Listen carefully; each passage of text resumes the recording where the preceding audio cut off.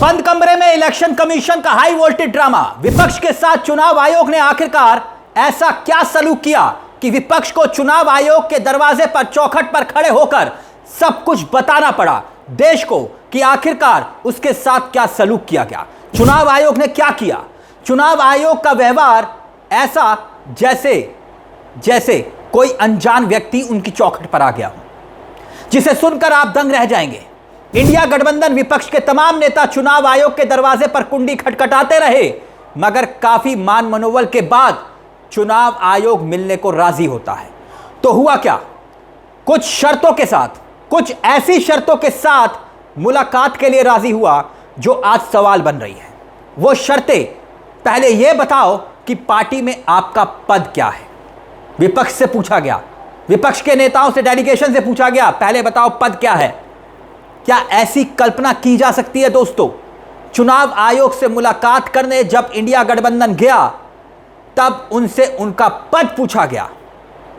अब यह कहा जा रहा है कि अगर आप पार्टी के राष्ट्रीय अध्यक्ष नहीं हैं तो फिर आप चुनाव आयोग से मीटिंग तक नहीं कर सकते।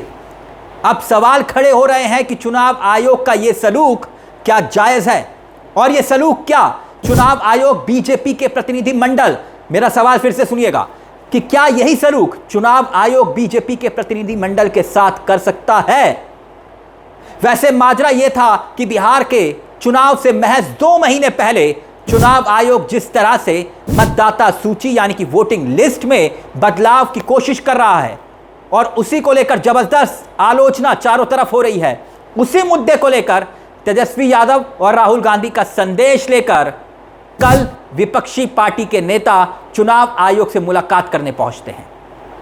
तब सबसे बड़ी बात, इस मुलाकात में चुनाव आयोग का अहंकार सामने दिखाई देता है दोस्तों। चुनाव आयोग, ज्ञानेश कुमार जो मुख्य चुनाव आयोग है, ज्ञानेश कुमार, उनका जो रवैया था इस पूरी बैठक में, जो सूत्रों के हवाले से पता चला है कि वो निहायत ही आक्रामक और कई जगह पर अहंकारी वाला था। विपक्ष के नेताओं का कहना था कि सुनने को वो तैयार नहीं थे, और सबसे बड़ी बात, जब विपक्ष मिला तो मुलाकात भी शर्तों के साथ हुई। शर्तों के साथ कि वोटर लिस्ट को लेकर, आपकी शिकायत को लेकर अपनी बात रखने जब इंडिया गठबंधन की 11 पार्टियों का डेलीगेशन चुनाव आयोग से मुलाकात करने पहुंचा था। कितने? 11। और इसी डेलीगेशन में लगभग 20 लोग शामिल थे, मगर उनसे कहा गया कि मुलाकात तभी होगी जब हर पार्टी से सिर्फ 2 लोग ही अंदर आएंगे। समझ रहे हैं आप? बाकी सब बाहर, और 2 लोगों से मुलाकात, जिसकी वजह से कई नेता तो मीटिंग में नहीं जा पाए। बकायदा विपक्ष के साथ चुनाव आयोग का खास तौर पर मुख्य चुनाव आयोग जो ज्ञानेश कुमार है, उनके रवैये को लेकर मनोज झा सांसद हैं, विपक्ष के बड़े चेहरे हैं, आरजेडी के सांसद, उन्होंने क्या कुछ कहा पहले वो सुनिए और फिर उसके बाद आगे बढ़ते हैं। बड़े विस्तार से हमारे सीनियर लीडर अभिषेक जी ने बात रखी है। सिर्फ इतना कहना चाहता हूँ, इस मीटिंग को मैं सौहार्दपूर्ण कतई नहीं कह सकता। मेरे पास कोई कारण नहीं है। हम सब ने बिहार की चिंता रखी, गरीब गुरबे, दलित, पिछड़े, अल्पसंख्यक मुसलमानों की चिंता रखी, लेकिन उस चिंता से जो चिंतन की व्युत्पत्ति होनी चाहिए थी, उसका अभाव देखा हमने। मैंने कहा कि सौहार्दपूर्ण मैं कतई नहीं कहूंगा। हमने उनको सौंप दिया नेता प्रतिपक्ष तेजस्वी जी का पत्र, जिसमें बिंदुवार कि कैसे ये लोगों को बेदखल करने की साजिश, निकालने की साजिश है। और मैं आपके समक्ष एक और बात कहता हूँ, बातचीत के क्रम में चुनाव आयोग की तरफ से 20% जो पलायन करके बिहार के वासी बाहर आते हैं, निशाने पे वो भी थे बेदखल करने में। उनमें से कई आप लोग भी होंगे।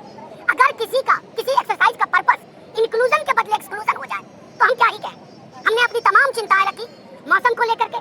पहला सवाल जिसका जवाब नहीं है उनके पास कि जो चीज 22 बरस नहीं हुई उसको फिर से करने का रैशनल बताइए। कुछ नहीं, कोई जवाब नहीं। आपके कर्मचारी इक्विप्ड हैं, कोई जवाब नहीं। अगर दिक्कत आएगी 1 महीने के अंदर, क्या होगा? एलिजिबिलिटी को मार्क करने के जो आपके तरीके हैं, वो अधिकांश लोगों के पास वो 11 दस्तावेज नहीं है।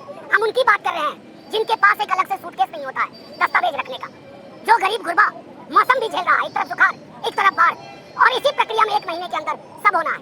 हमने माननीय चुनाव आयोग से कह दिया, अगर आपकी मंशा एक व्यापक पैमाने पर करोड़ों लाखों लोगों को बेदखल करने की है, तो ये कहानी यही नहीं रुकेगी।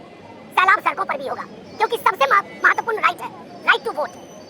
और 1 वोट 1 वैल्यू, चाहे उद्योगपति हो या भूमिहीन किसान हो, अगर आप उसके साथ छेड़छाड़ कर रहे हैं, किसी के इशारे, किसी के इरादे, तो उसको खारिज करेंगे। नेता प्रतिपक्ष ने बिहार में भी कहा, चिट्ठी भी भेजी है। हमने एक एक दस्तावेज, अपनी चिंताएं अलग अलग साथियों ने जो न्यूज़पेपर्स में लिखा उनको सौंप दिया है। उम्मीद है कि माननीय चुनाव आयोग दीवार पे लिखी इबारत पढ़ेगा कि यह हिंदुस्तान के इतिहास में बेदखल करने की जो साजिश है, लाखों लोगों को बिहार में, ये बिहार की अस्मिता का भी सवाल है। डाउटफुल वोटर ढूंढने निकले हो, कहां से? बिहार में। ये आपकी मंशा को दिखाता है। बाकी सारी बातें हमारे साथियों ने कही। सबसे बड़ी बात, जब ये बवाल हुआ तब विपक्ष ने इन सवालों को मुखरता से उठाया जो राहुल गांधी, तेजस्वी यादव लगातार उठा रहे हैं, जो सवाल आक्रामक होकर पूछ रहे हैं। और जब ये सवाल पूछना शुरू किया तब चुनाव आयोग एक नई सिफारिश के साथ, कुछ स्पष्टीकरण के साथ सामने आता है। मगर कुछ सवाल जिसका जवाब आज भी चुनाव आयोग के पास नहीं है, यह कहना है विपक्ष का। जानते हैं बंद कमरे में जब मीटिंग हो रही थी तब विपक्ष क्या कर रहा था, विपक्ष ने क्या क्या सवाल पूछे, और जब सवाल के जवाब चुनाव आयोग से पूछे गए तो चुनाव आयोग के पास उन सवालों के जवाब नहीं थे। उदाहरण के तौर पर जैसे सवाल यह पूछा गया कि भाई 2003 से आज तक करीब 22 साल में बिहार में कम से कम 5 चुनाव हो चुके हैं, तो क्या ये सारे के सारे चुनाव गलत थे?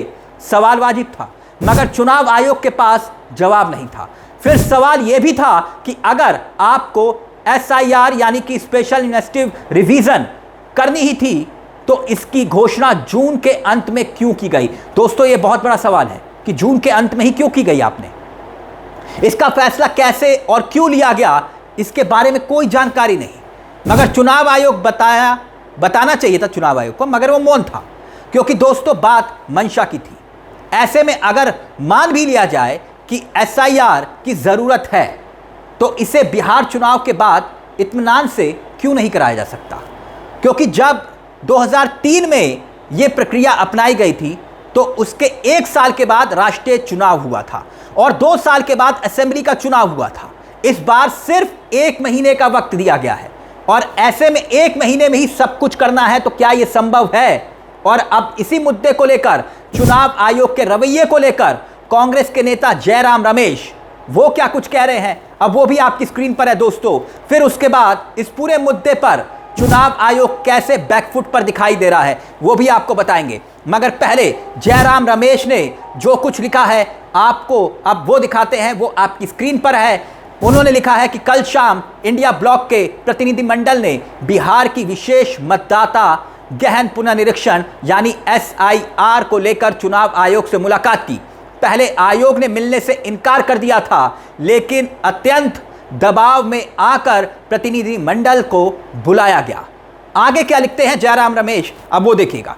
उन्होंने कहा कि आयोग ने मनमाने ढंग से प्रत्येक पार्टी से केवल 2 प्रतिनिधियों को ही अनुमति दी, जिससे हम में से कई लोग आयोग से मुलाकात नहीं कर सके। मैं स्वयं लगभग 2 घंटे तक प्रतीक्षालय में बैठा रहा। पिछले 6 महीने में आयोग का रवैया लगातार ऐसा रहा है जो हमारे लोकतंत्र की बुनियादी संरक्षा को कमजोर कर रहा है। चुनाव आयोग एक संवैधानिक निकाय है। वो आगे लिख रहे हैं कि भाई चुनाव आयोग एक संवैधानिक निकाय है।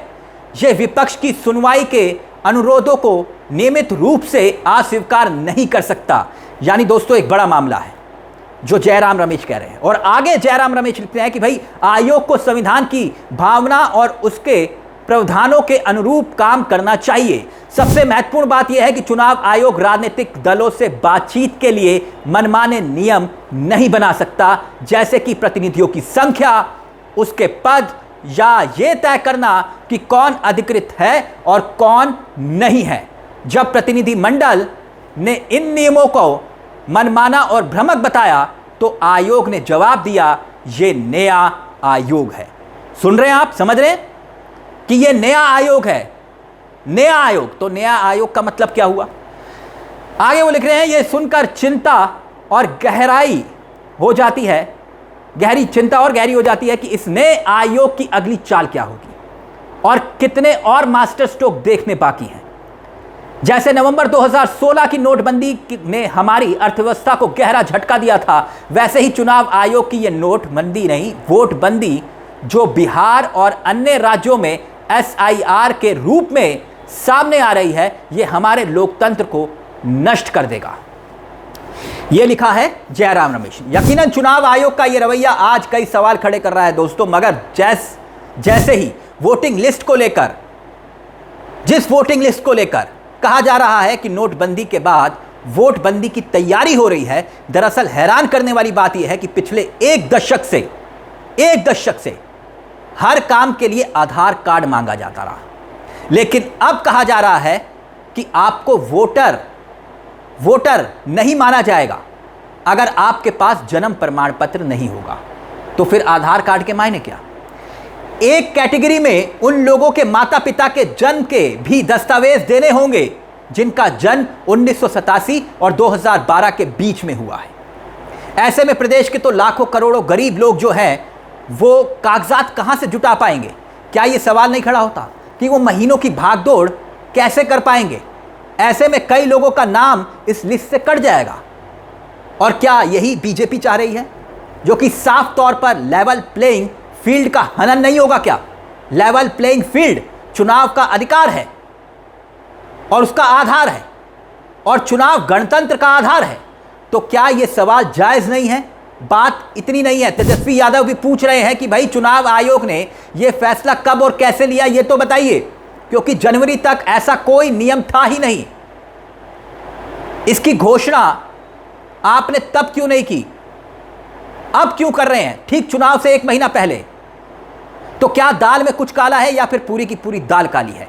ऐसे में अचानक जून के अंत में यह फैसला लेना कि वोटिंग लिस्ट को लेकर नियम में बदलाव, तो क्या सवाल खड़े करता है। कितनी हैरानी की बात है कि बिहार में विधानसभा चुनाव होने वाले हैं, लेकिन चुनाव आयोग ने जिस तरह से एक तगलुकी फरमान जारी करके बिहार के लोगों को वोटिंग के अधिकार से वंचित करने की जो कोशिश की है, जो आरोप विपक्ष लगा रहा है, उसको लेकर जब एक डेलीगेशन चुनाव आयोग से मुलाकात करने के लिए पहुंचता है, अपनी शिकायत दर्ज करने के लिए पहुंचता है, अपनी आपत्ति जताने के लिए पहुंचता है, तो चुनाव आयोग उनकी बातें सुनने की बजाय, उनको भरोसे में लेने की बजाय नेताओं से उनका पद पूछता है कि पार्टी में आपका पद क्या है।